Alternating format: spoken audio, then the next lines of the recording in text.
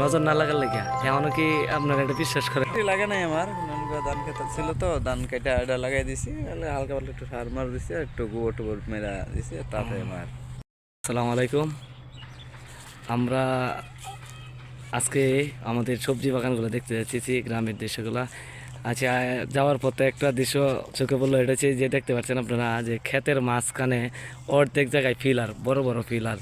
আচ্ছা ভাই, ক্ষেত কি আপনার এটা? হ্যাঁ ভাই। আচ্ছা, এই যে আমরা ক্ষেতের মাঝখানে ফিলার দেখতেছি, এই যে উপরে ইয়া, কিন্তু এটা রাইকা এনে কি কারণে ফিলার এত মাঝখানে কে? এই যে ক্ষেত্রে তো আমার ছিল, বাড়িতে ছিলাম না, তাই জায়গাটা আর কি অন্য একজনে তার পাশে কোদাল দিয়ে কাইটা এতটুকু আমার দল করে নিছে। এইটাও কি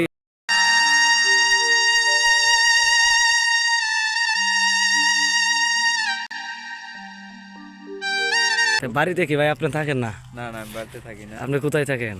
আমি থাকি ঢাকা মহাখালী। আমার যে ঝগড়াঝাটি লাগে, যে এনে দেখেন বোঝা যায় যে বেড়ার খ্যাত হয়েছে অর্ধেক পর্যন্ত, কয় হাত গেছে পর্যন্ত, মনে হয় 5-6 ফিটের মতো নেমে পড়ছে না? হ্যাঁ 4-5 ফিট হবে। এটা কি বাগান করা গা? আমার বাগান ও, করা। আচ্ছা, এটা হচ্ছে একটা পরা ক্ষেত, পতির জমিন যেটা কয়, এটার মধ্যে বিড়ালি জমিন, এটার মধ্যে বিভিন্ন গাছ টাছ লাগাই রাখছি নিজে। এই গাছগুলা ভাই বাড়িতে তো না দেওয়া তুই স্যার একজনটা, কিন্তু মামুন ভাইয়ের জায়গাটা আর এক লোকে এটা যে করতো, এই যে ক্ষেত, হ্যাঁ এটা কাটতে কাটতে যাইতে যাইতে 1 কোদাল 2 কোদাল, এই যে আমরা যে বাপদাদার কাছে শুনতাম ছোটোবেলা যে আইল লইয়া মারামারি গ্রামের, এটা কিন্তু বহুদিনের একটা প্রথা, ঠিক না? এই যে এটাই আজকে বাস্তব দেখলাম। এটা যারা গ্রামে না থাকেন তারা হয়তো এটা জানেন না, অনেকে যারা শহরে জানেন, অনেকের কাছে এটা রূপকথা লাগতে পারে, বা এখন নতুন প্রজন্ম যারা আছে ওদের কাছে কিন্তু এটা রূপকথার মতো গল্প লাগবে, যে কীভাবে এরকমও কি হইতো নাকি, মানুষকে এতটাও ইয়া ছিল নাকি। তো তাদের উদ্দেশ্যে বলি যে আসলে সত্যি এরকম ঘটনা ঘটতো। আর এটাই যে আমরা এখন দেখতেছি এই জায়গা মারামারি, আচ্ছা এগুলো কি মারামারি টারামারি হয়েছে কিছু ঝগড়াঝাটি? হ্যাঁ হ্যাঁ, একবার মারামারি হয়েছিল। মানে আপুষে দেয় না, হ্যাঁ না বিশ্বাস করে না। বিশ্বাস করে না, এবারে আমি মারামারি করে আমি নানা হয়েছে আর নামে হলো পুরো ম্যাচ পেটে পাওয়া গেছে। এটা হচ্ছে ড্রেন না? হ্যাঁ আচ্ছা, এখন কি তাহলে মীমাংসা হয়েছে নাকি? হ্যাঁ, আমি আমার সামনে এলাকার চেয়ারম্যান টেয়ারম্যান আওয়া লাগছে মনে হয়, হ্যাঁ? চেয়ারম্যান টেয়ারম্যান এসে এটা আবার তারা মাপে দিয়ে গেছে। মানে আচ্ছা, এবার কি যাই হোক আপনার ক্ষেত তাহলে আপনি ফিরে পাইছেন, হ্যাঁ মোহন ভাইয়ের ক্ষেত মোহন ভাই ফিরে পাইছে। যাই হোক, মারামারি করার দরকার নেই আসলে। আমরা যারা এরকম জমি জমা নিয়ে গ্যাঞ্জাম আছে, আমি মনে করি যে সবাই এরকম আইনের আওতায় গিয়া আইনের মাধ্যমে করাটাই বেশ ভালো। হ্যাঁ, কপি ক্ষেতগুলো দিই তো, কপিগুলো কীরকম কপি হইলো, এই যে দেখছেন আমরা শীতের কুয়াশার কারণে কপি তেমন একটা ভালো হইতেছে না। কপি ক্ষেত এনে অনেকগুলা কপি আছে। কয় হাজার কপি গাছ আছে না? আছে 1500। 1500? এই দিকটা 1500, আর সেইদিকে বড় বড় ওগুলো আছে নাকি? হ্যাঁ এদিকে বড় বড় গাছ আছে, এদিকে লাগানো হয়েছে। আচ্ছা, এটা কি কপি, ফুলকপি নাকি পাতাকপি? হ্যাঁ এটি ফুলকপি, সেদিকে পাতাকপি। মোহন ভাই, এরকম কি আরো আছে এই কপি ক্ষেত আছে নাকি একটাই কপি? না, আমার বর্তমানে একটাই। একটার মধ্যে দুইটা না? হ্যাঁ আচ্ছা, কপি গাছগুলো তো মোটামুটি বেশ ভালোই। হ্যাঁ, আল্লাহর মধ্যে ভালো হয়েছে, ভিতরে ফলন মোটামুটি ভালোই পাওয়া যাবো। এবার কপির দাম টাম কিরম আছে?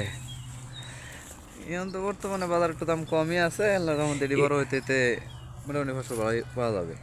এটা কি শেষ দিকে পড়বো না? হ্যাঁ এটা শেষ দিকে পড়বো।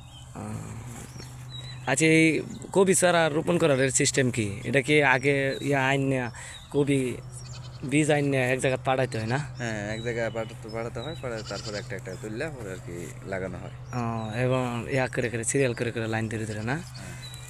আবার তো এইটা তো ধান ক্ষেত ছিল মনে হইতেছে না? হ্যাঁ এটা ধান ক্ষেত ছিল। এই যে বন্ধুরা আপনার দেখাই যে এটা একটা ধান ক্ষেত ছিল, মামুন ভাই ধান ক্ষেতের মধ্যে আবার করে দিছে, কপি করে দিছে। ধান হওয়ার পরে আবার অবশিষ্ট, এটা কিন্তু একটা এক্সট্রা ফসল। যারা গ্রামে থাকে এরকম, যারা একটু বুদ্ধিমতী এবং পরিশ্রমী, তারা চাইলে কিন্তু একাধিক ফলন করতে পারে একটা ক্ষেতে। তারই একটা উদাহরণ এই যে, এটা কিন্তু বাংলার কৃষকদের একটা ঐতিহ্য। এই যে এদিকের কপিগুলা কোনো হয়েছে, এগুলা মনে হয় আগের চারা ছিল না? হ্যাঁ এটা আগের চারা ছিল। এগুলা আগে লাগানো, এগুলা অনেকটা বড় বড় হয়ে গেছে এবং করতেছে। সব পাতা কপি না? হ্যাঁ সব পাতাকপি। এক একটা গুট কত করে বিক্রি করা যায় মনে হয়? 2000? হ্যাঁ, হ্যাঁ সেদিক যে 1500, এদিকে কি 2000 না কত বলছিলেন? 1500। এইদিকে কতগুলা, এই যে বড় যেগুলা এগুলা কি এনে কতগুলা ছাড়া? 2000 পরিমাণ হইবে, 250 পিস কম বেশি দেখা হতে পারে। ও আচ্ছা, এই যে কপি ক্ষেত, কপির এই বছর ভালো ফলন হয়েছে মোটামুটি। তো মামুন ভাই আসলে এইদিকে কি হ্যাঁ বেড়া দিতে হয়েছে তো না? হ্যাঁ এই যে এগুলো কি ছাগলের আক্রমণ আছে মনে হয়। হ্যাঁ, ছাগল আক্রমণ আছে।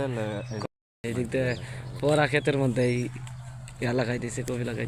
যে আমরা দেখতেছি মনে হয় যে এই ক্ষেতের কোনার মধ্যে একটা কিছু টানাল, এটা কি কারণে? আহ, আচ্ছা, গ্রামীণ একটা প্রবাদ আছে যে মানুষের নজর লাগে বললে একটা কথা আছে। আচ্ছা, এটার মধ্যে কষ্ট কিরকম, খরচ কিরকম গেছে? তেমন তো খরচ লাগার কথা না, কারণ হচ্ছে না, খরচ বেশি একটা যায় নাই, মোটামুটি কিছু আর কি খরচ লেগেছে। মানুষ এই কবি খেতে ইয়াতে সারটার কেমন লাগছে বা কি কেমনে কি খরচা কি? বেশি কিছু খরচ বেশি চলছে। যে কবি খেতে মনে হয় দেখা যায় গোবর দেখতেছি আমরা, হ্যাঁ অনেক গোবর দেওয়া, তাহলে কি তেমন সার লাগে না? কারণ যেহেতু কিছুদিন আগে ধান কাটা হয়েছে, হ্যাঁ ধানের এই ধান ক্ষেতের যে সারটা আছে ওইটাই রয়ে গেছে। আর এটা কি লেখা মাশাল্লাহ নাকি?